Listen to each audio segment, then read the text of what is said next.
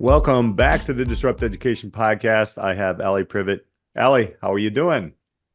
I'm well. It's springtime, the sun is out, and I'm very excited for our guest this week. This was a Yeah. topic that you and I have kind of like wanted to explore more.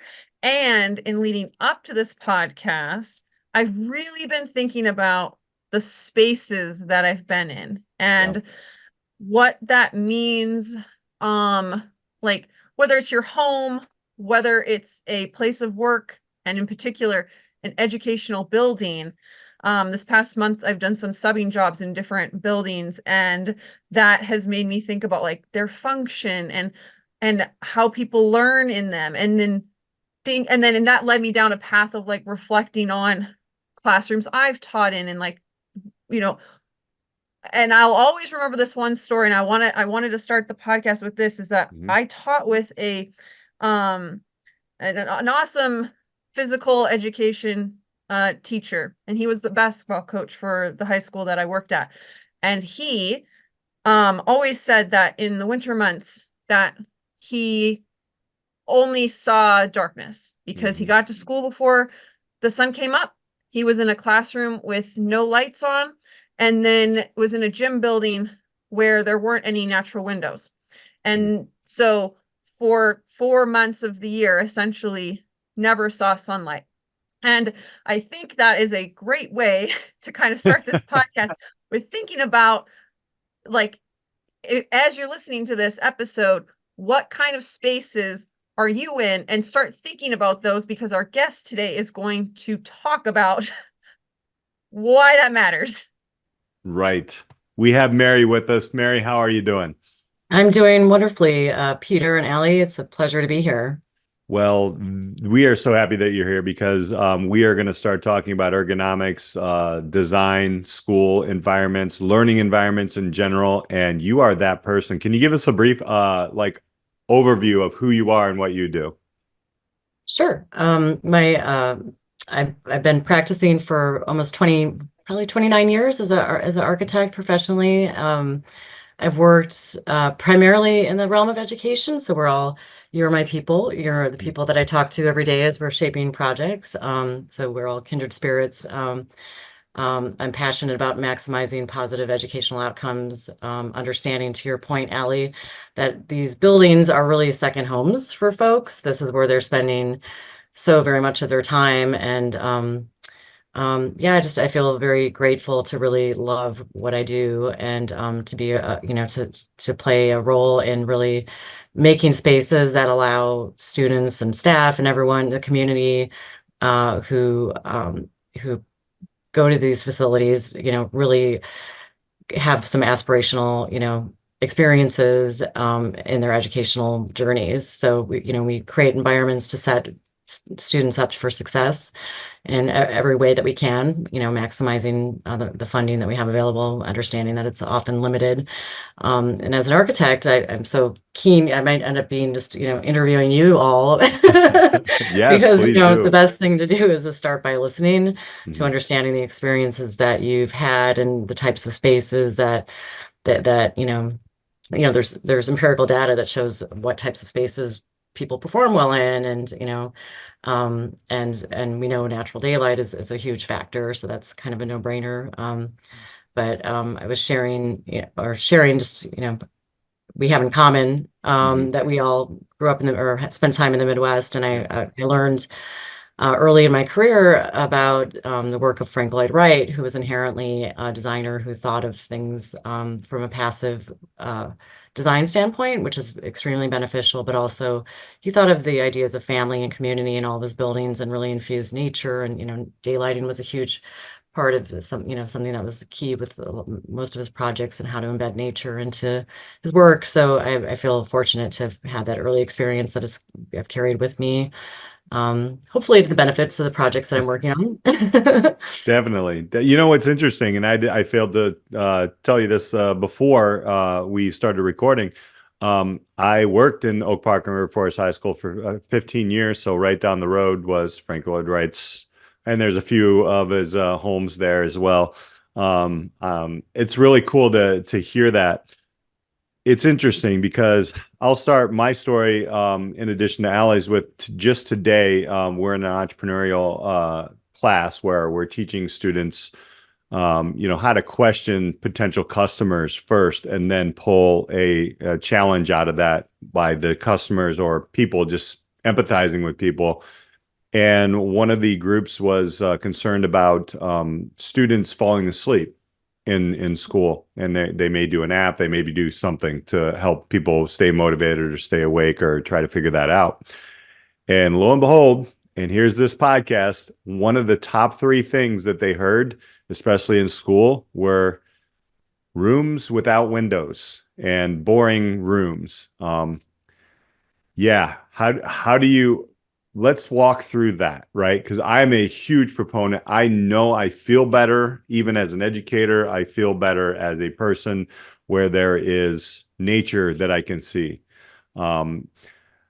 Yeah, where do we start with this, Mary? Because I don't, as an educator, these are these 70s buildings. You're exactly right.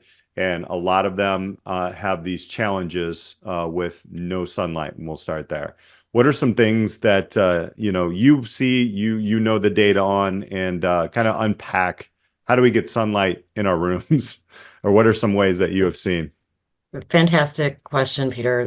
It's so important, and it is astounding that the line of thinking in the 70s was, let's eliminate all distraction, and it was really, and so we have a surplus of buildings. We're dealing with them every day.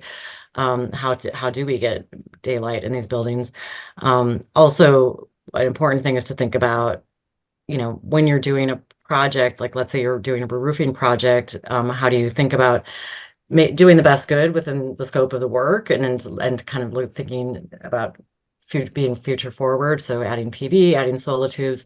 So there are sometimes structural constraints, especially in California where I'm practicing. A lot of these buildings have shear walls that would be costly to add windows on, certainly as much as you can add windows, because the view,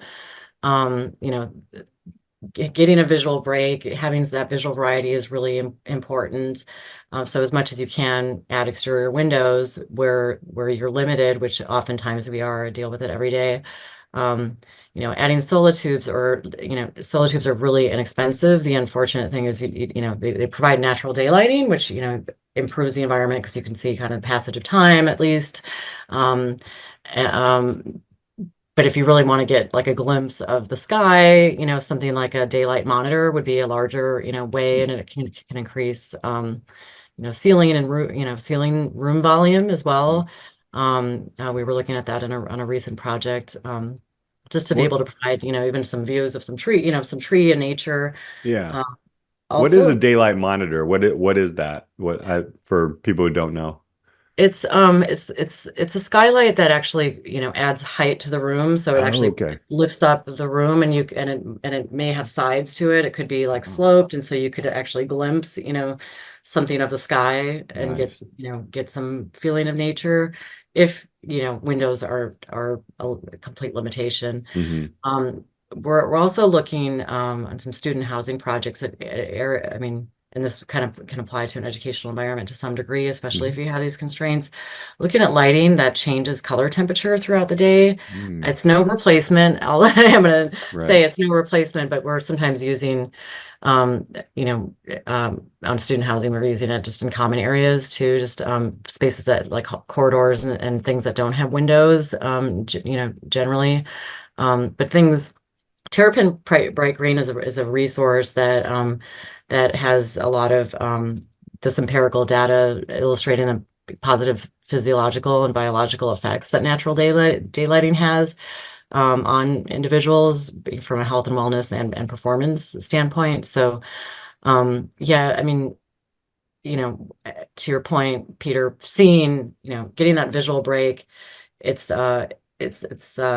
really important. So if you can add windows, as much as possible, and then look at the options of skylights and different types of skylights depending on your roof system. In our instance, we were dealing with a 1970s building, and with a structural structural system set in place. We were, we're trying to maximize these daylight monitors. They also, had a limited height to the bottom of the joist. So it was like 10 feet, and they were using these spaces for kind of like maker spaces and robotics and stuff like that. So we wanted to lift up the ceiling height to allow for some of these components to really do their thing, do their thing. So we were looking at like 10 foot by 10 foot, sections, and that's pretty significant. That's a large enough kind of volume to be able to like actually get glimpses of daylighting and, I mean, glimpses of nature, clouds at least rolling by and maybe some treetops. Yeah, nice. I mean, it makes such a world of difference in the learning environment. And I think about they moved the SAT classroom like on a Saturday morning when kids had to take it. It used to be in this like essentially dark, no window room. And they changed it one time, and all the kids said it was like such a better experience. And, their scores were higher probably, and you can just, kids do notice the learning spaces that they're in. And so when you're looking at like a school project, and thinking about kind of like best practices in general, like, for people who are undergoing construction, or they're on a committee, or their school might be thinking about changes that they could make, what are some kind of maybe top 3 best practices for, kind of good learning environments outside of like daylight, or that just helps make a good learning space in general from an architecture point of view? Great question, Alli. At the top 3, we think about this a lot because especially when we have different financial constraints. So I was talking with some colleagues. What are the top 3 things a school district can really do if they have, so yeah, natural daylighting, that's a no-brainer. So we're not going to count that one aside from daylighting. A connection to outdoors. And so often, we're providing, especially here in California, where we can have outdoor learning. It was really beneficial. Campuses that had already a lot of spaces that were kind of covered with shade, designing buildings that have deep overhangs so that you can take the classroom out and be kind of covered, protected from the elements. And I think this could also work where I've become aware of a school that actually operates year-round outdoors, and it's in the Midwest. And so they're kind of designing to provide, shelter in these ways so that you can be outside and teach. So looking at ways the building can kind of provide that shelter so that you can move seamlessly outdoors. Flexibility is a big one. So different types, I think we're seeing a lot that with project-based learning and different types of teaching modalities, that not having a classroom with just a stand, like I was taught in, it was just chairs facing forward in lecture-based style. Classrooms that look at gosh, maybe the four corners of the room are the teaching walls when groups need to be breaking out, and how do you like set up the classroom both from a furnishing standpoint as well as technology to really be able to flex and allow students to move about, gather in different types of group sizes. So, it's like furniture and I guess technology infrastructure. Is it every wall a teaching wall, or the corner is a teaching corner? I've seen a lot of classrooms that have, different types of seating, to accommodate these, just some couches and some chairs and things that move around easily. And then I guess I was kind of lumping technology and furnishing and with a flexibility idea. I guess, I mean, there's so many important qualities, I guess. I guess the idea too that how can the school support community and be a part of community? So, really having spaces that can really be a community amenities and, be centers of the community. Some of the most successful schools I've been to are active, 18 hours a day. They have, the community, community coming to performing arts events, using athletic facilities and joint use, I think is a really good way to infuse that sense of community in campus, and also bring some funding back to schools through kind of joint use facilities. I could probably go on and on and on, but does that hit your top Oh, three? yeah, that's a good kind of just idea for people to think about when we're thinking about schools and sustainability or just the ergonomics of a building. I don't know, it's not something that Peter and I always talk about, but yet it does impact the learning environment. Yeah. And when you sit down and really think about where are you working or learning or teaching, all of those things, you're oftentimes just given a classroom, you're given a space, or you're told to go on this schedule. And it seems like it should be a topic that is addressed more on the forefront rather than like we could be proactive with more learning spaces. And I remember early in my teaching career, this flexible seating idea was really, really hot. It was hot about like 10 to 15 years ago, like for elementary kids in particular, and then it kind of trickled up. But if I hear about stories and people talking about, oh, we need to innovate and change schools, it's like, okay, but what does that mean for the physical buildings, right? So just that's kind of how Peter and I even came up with this kind of topic, to think about like, oh, well, an architect, what kind of challenges do they deal with, and how do they bring their expertise into a school building for kind of merging the gap that I think is there. Yeah. I think one of and to kind of piggyback off of that, I do teach in 4 or 5 different classrooms every semester. I'm in the business department, so we're kind of bouncing around, and a classroom definitely does have an effect on how students respond to curriculum and to each other. And that is super evident. I have certain classrooms with no sunlight. I have certain classrooms with lots of sunlight. I have it just depends on the layout of the class, those types of things. But I kind of wanted to, so 29 years, when you see that, for us, I think in education, I would say, I don't know, maybe 15 years ago, it was like the Google, right? Everybody was like Google, Google, Google, right? And for the business people anyway, like we were looking at those, we were starting to take a look at how can we create our classrooms to mimic what is happening in quote unquote the real world. What are your experiences with that over 29 years? That's quite a resume of really seeing things evolve. What are some of your most favorite things that you've seen evolve, and maybe some of well, frankly, the coolest things that you've been able to do in schools? That's a great question. Yeah, things have, I remember those times, and the fact that, well, it's still happening. How can we create environments that prepare students for the future and careers that don't exist even yet? So maker spaces, spaces that, and when we're planning, we're trying to plan too from a flexible standpoint, understanding the space is going to need to adapt over time. And so how do we provide utilities that are flexible, and so from a building design, how do we, if it's a new project, limit structural components so that the space can flex, not have brace frames, going through spaces and things like that will allow it to change shape over time.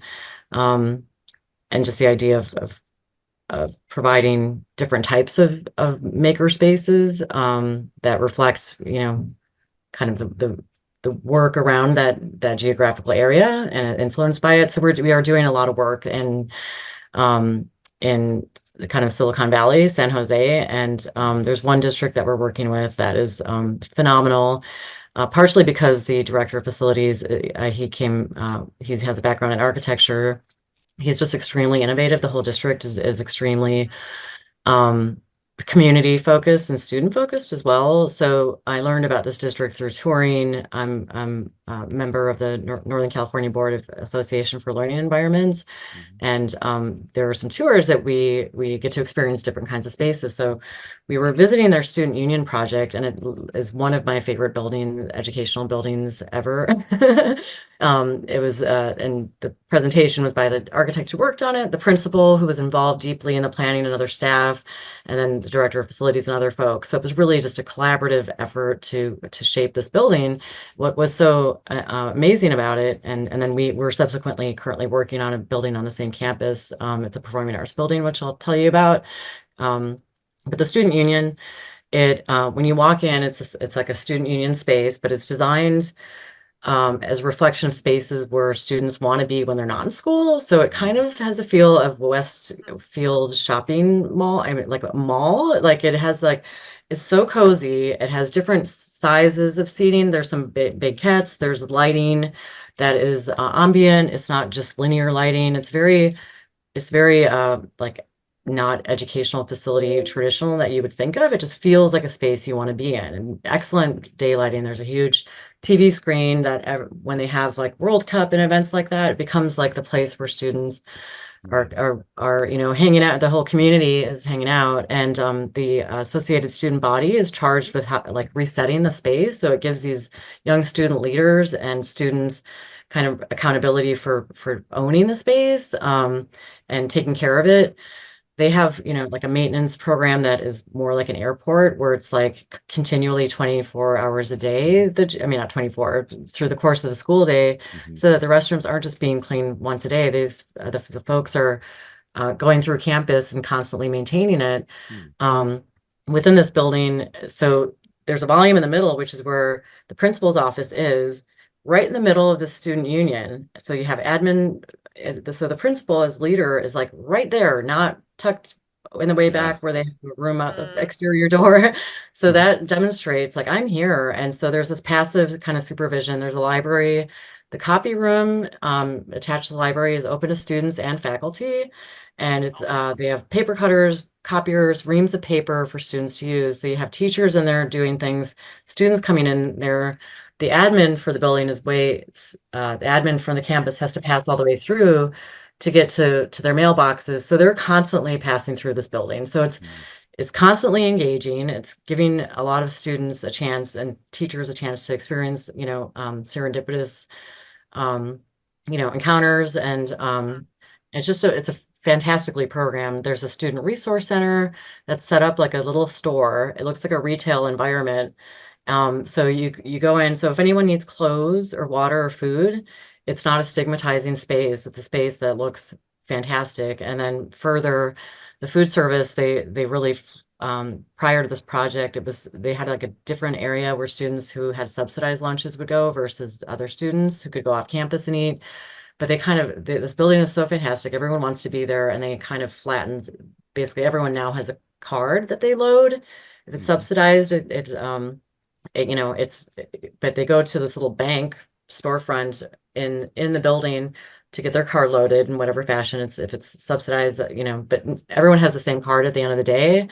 And so it's really created a sense of, equity, inclusion, community. It's such a fantastic building. So we were competed in a design build process for the performing arts on this campus. And we were so excited. We won the project. And the building that we're working on is also incredibly, this one is like super flexible. A typical performing arts theater has fixed seating. And one of the issues on campuses is sometimes it's only used like 4 times a year or 5, depending on how strong your theater program is. Otherwise, it sits somewhat empty. So you have this building on campus that is single use in some ways. So they were like, we're not going to do that. We need to do something that's going to be used year round. And the concept was like a 24-hour talent show. And the fact that this is a space that could be used by a community for weddings. It could be rented by a local comedy troupe or something, and then it's, obviously used for student events. So the performing arts portion of it has telescoping seating. So it's a large room. The stage is not elevated, and there are classrooms around the back of the stage that are visual arts classrooms that during the course of a regular school day, these students can spill out into this, what is the stage area, but it's basically a gathering area for students with seating.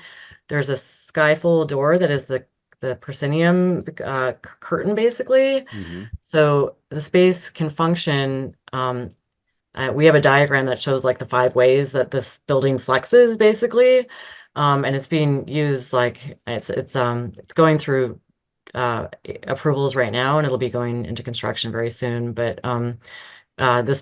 this idea was possible because we have a very innovative client, and it's actually a model that we're trying to like share with other districts, because we know that space is at such a premium, and to build a new building that is used for one purpose isn't sometimes the best use of money. So I think this is a really great kind of prototype project that we've been really fortunate to be involved with.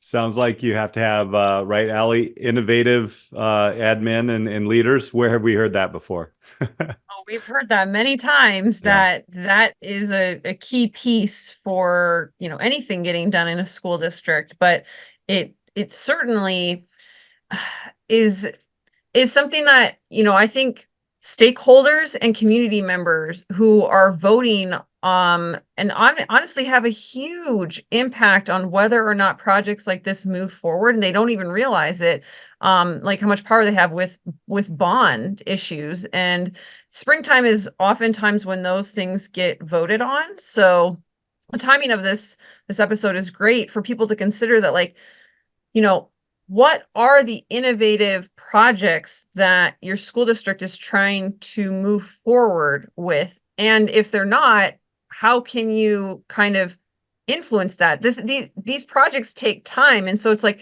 I know that when bond issues have passed in school districts that I've worked for, oftentimes it's literally just maintenance stuff, like to keep the buildings in operating condition. It's like Mhm. the bare minimum, because Right. that's what they think that stakeholders will only approve, right? Or they'll add solar paneling, or things that are, sustainable, like, they're going to swap all the light bulbs. I remember they're swapping all the light bulbs from incandescent to LED, and like blinding us with these like very, very bright bulbs at It's a six free o'clock light in in the the sky. morning. It's called the sun. I'm just saying. Yeah. Well, that's where But color temperature is really important too. Yeah. Yeah. I, right. And it's like these things that, the school districts are doing their best, like the leaders who are working, under the budgets and the constraints that they're given. But I wonder, you know, if the community was behind, this kind of multifunction um and spaces that are more integrated and not single use, because how receptive would communities be to projects like these? And I think it's a topic that's not as discussed as much as it should be, because it's hard to even get approval for some of these projects. But then it's like, if you have deteriorating buildings and you have to maintain them, right? Like, okay, but what else can we do? And thinking outside the box. And I think all school districts are going to be more and more pressed to kind of do that as the buildings age. And it's like, at some point you can't just have students in like kind of an unsafe environment. You're going to have to totally like either knock it down or build somewhere else, or I at some point. So I'm curious in like,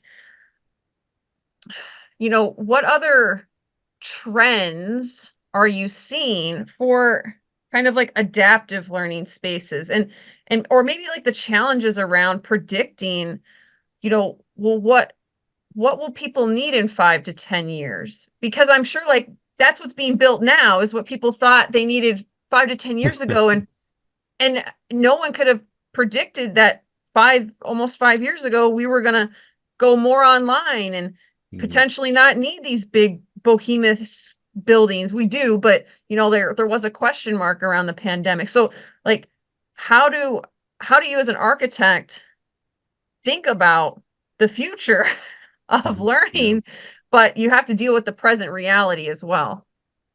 You're touching on a couple of really great things that it has me my things firing off in my mind. The idea, Alli, about I mean, we've dealt with or worked with, we're working with a lot of districts that, yes, they passed a bond, but they were only able to do like HVAC retrofits and LED. And oftentimes those are projects that, kind of goes, like we advocate for districts, make sure that they're being right sized so that they are, that's a big thing. You could save a lot of money for starters by right sizing things, making sure an LED replacement. I've shared that Los Angeles Unified School District has a whole workflow for LEDs that helps ensure warranties, performance, all of the stuff is in line, so that you're not, for starters, throwing good money after bad, right?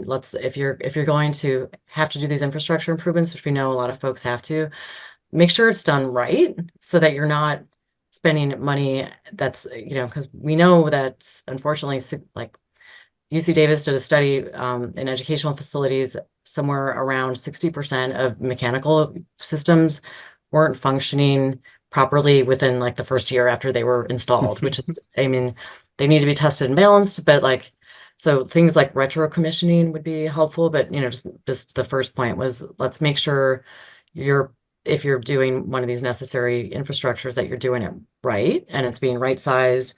Looking at something we're looking a lot at is, because things changed so wildly during COVID, and is looking at capacity and utilization of facilities. Spaces are used differently, the different types of learning, so like looking at capacity and utilization of facilities, and the right sizing goes to facilities as well, to the point of like, how can we ensure that we're designing spaces that can ideally be used throughout the day in a number of ways, so you don't have siloed functions. Sometimes you can't avoid it, but I think it helps strengthen the community in a school too. Like this district that I was describing earlier, they view movement through a building and the fact that a building is occupied in multiple ways as like blood moving through your body or air being breathed.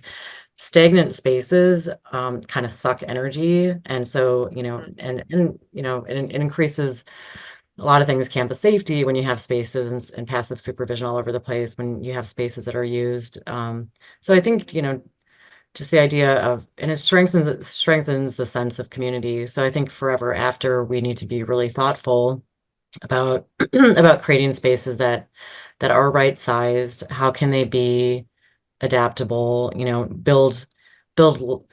If we need to build less, make sure that, like, we advocate for it to be as sustainable as possible. Life cycle analysis is really important. And if it means building a little bit less, to build it right, so that it's going to be, as efficient as it can be as sustainable as it can be. Maybe we don't need as much space as we had before, in traditional thinking.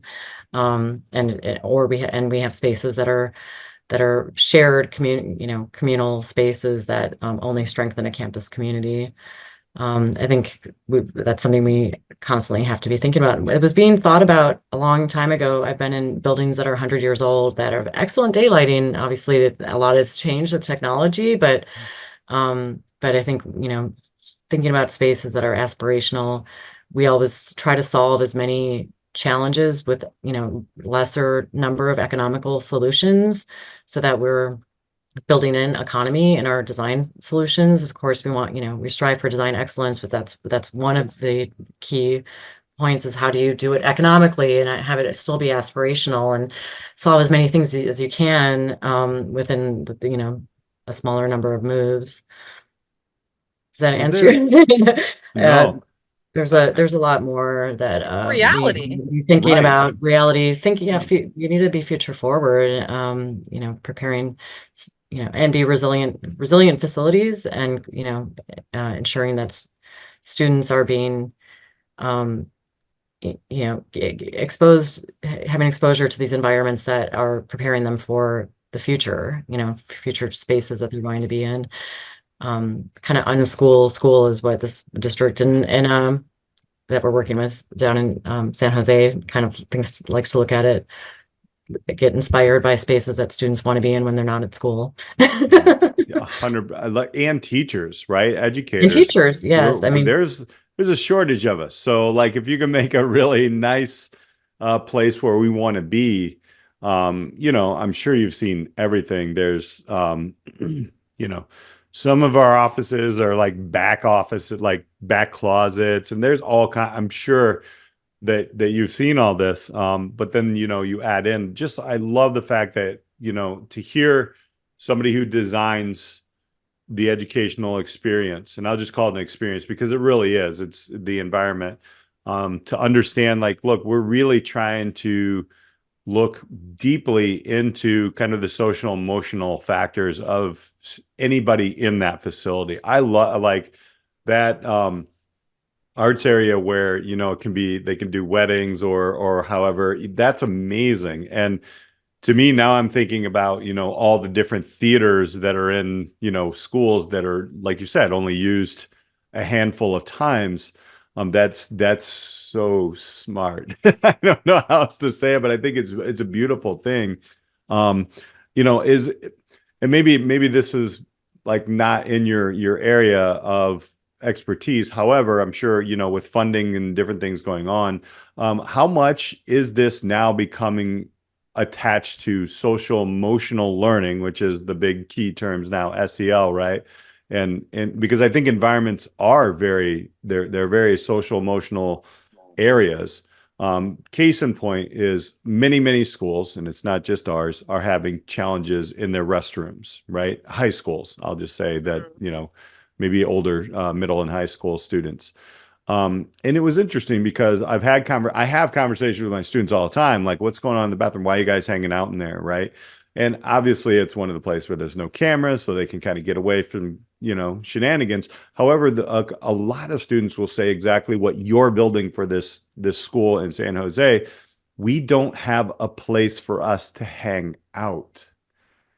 That's amazing. So now I'm going to say there's a school in San Jose, but what are, like, outside of that, what are some of the things that the things that you're seeing that are really starting to help? Maybe a project you did 5 years ago that is well, 5 years you had COVID, but like, well, right around that time that you've seen, we've been doing this, and this is what our clients have been telling us. Because I really do want you to redesign our school right now. When can we start? Yeah. Um, we're seeing there was a lot of COVID funding Right. that started to address mental health, and where mental health has been a prime topic of conversation since COVID, and that's been one of the silver linings, as well as things like outdoor learning and the significance of having outdoor learning environments. So there's a lot of folks that we're doing outdoor learning environments with as well. But we've worked with a local district on some schools that have incorporated family centers, so that they are truly kind of centers of the community, where parents can get legal help, they can get rental assistance, they can get food assistance, or there's just resources for the entire family. And these are building like facilities that are kind of connected to the main office. They're interconnected, but they're kind of like, it really is another reflection of these schools as centers of community and really taking care of the community's needs. Just the focus on, we're seeing a lot of spaces that are like these hangout spaces that that have different types of seating, small rooms that people can go into if they need to have, private conversations, larger gathering areas, and they can also be joint use community spaces. But a lot more of these kind of health, like wellness centers is what some of them are being called, which is wonderful. Because there's not, adaptations of library spaces. So they're being kind of, more flexible in terms of being an innovation hub. And again, the idea that there's different types of learning that, in person, and there's still some hybrid and like higher ed environments. Campuses have kind of been turned inside out in terms of there's still a lot of hybrid learning going on, and then there's in-person learning. So it's providing these multiple types of spaces. Yeah, I mean, there were a lot of silver linings on the universal experience that we all went through together, and that we're all still in some ways coming out of. I mean, a lot of folks are still working remote, and how do you, I think one thing we're constantly thinking, how do you kind of remain connected?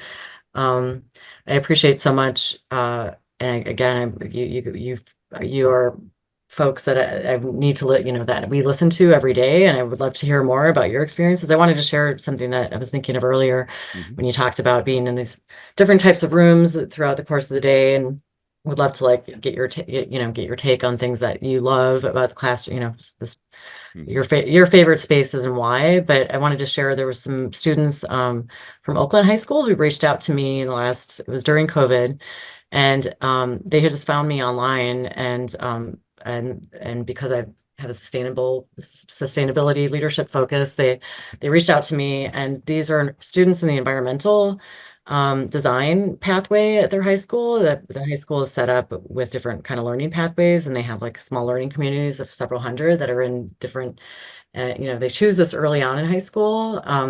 So they're going through this pathway, and they basically said, God, our high school is so old, it has no windows, and we're like, how could we improve our spaces? And knowing that there wasn't funding for it, we just, I was sharing with them the daylight studies and just, things about biophilia. And they came to my office, the time I was working in San Francisco. So they came to my office for a tour, and it was really wonderful just to chat with these young designers, basically. And then they shared their capstone project, which was really amazing. I can share the link with you, but they talked about, there's one teacher who really, in her room, she's got, or his room, I don't recall, just ways that they turned it into kind of like a second home. There were some lamps that with different kind of lighting. This was things they've done themselves. Okay. They didn't have there was no architectural project, but it was really interesting to see that, the teacher who, kind of turned, and this kind of goes against what I was saying about like, it implies that this teacher had some ownership of the room to be able to do this, right? So, so different kinds of graphics on the wall that were inspirations from nature, different types of seating. So, and they compared and they showed, this is a classroom we all love to hang out in. This is like our hangout classroom. And then these are classrooms that are really sad and people fall asleep and I feel really uninspired in. It was everything that we're talking about. But it just goes, like hopefully there'd be an architectural project where we could, embed that in the environment, right? Versus having teachers who already have a lot of challenges and financial challenges, needing to, put a lot of effort to creating the space themselves, right, Alli and Peter? That shouldn't be the teacher's burden. It should be hopefully, hopefully it's a district can get community support to put money into their community's educational resources. 100%. So before we grab your information, it's interesting because if you're watching on the YouTube channel, a little sunlight there coming in on you there, Alli. So just FYI, I don't know if that was, did we plan that? What are your final thoughts, Alli?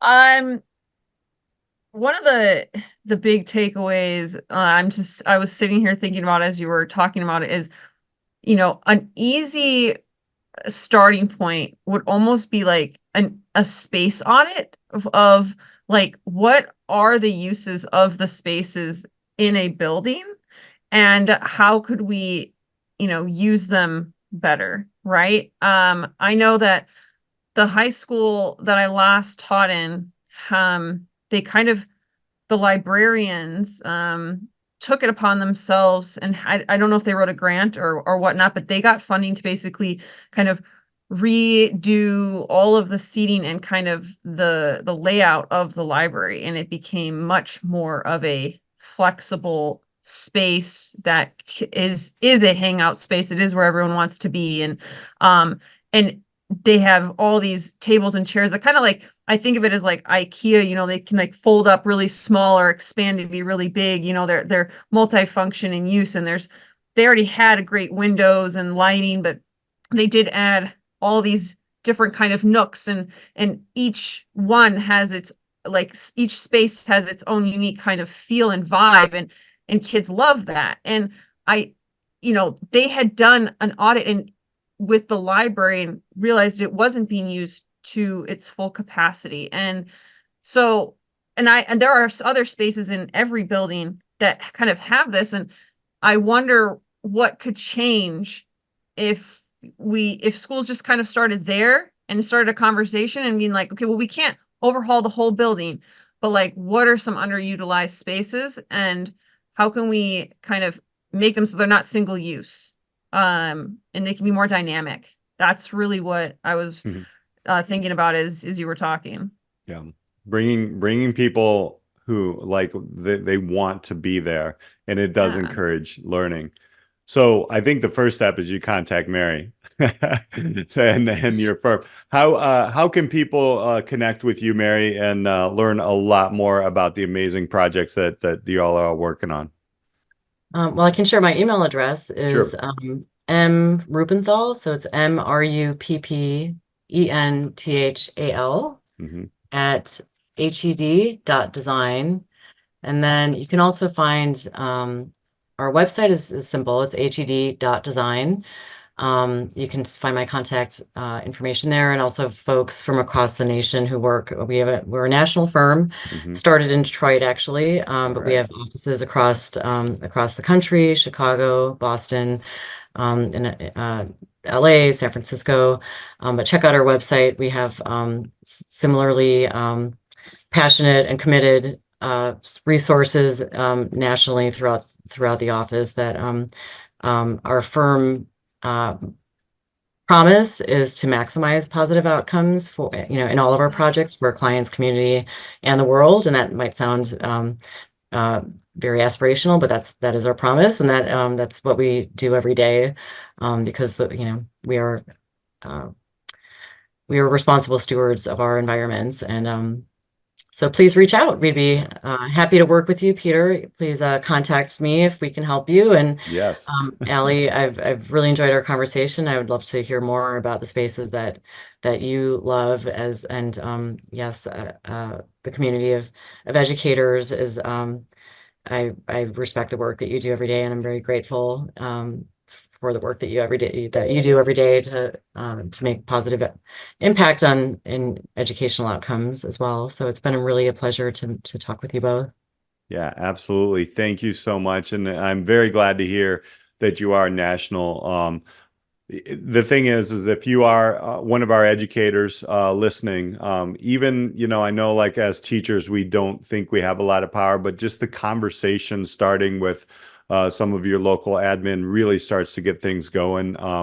We are putting on an addition in our school, but we're also kind of redesigning some rooms that are not part of that addition, and they're being brought into the discussion because of it.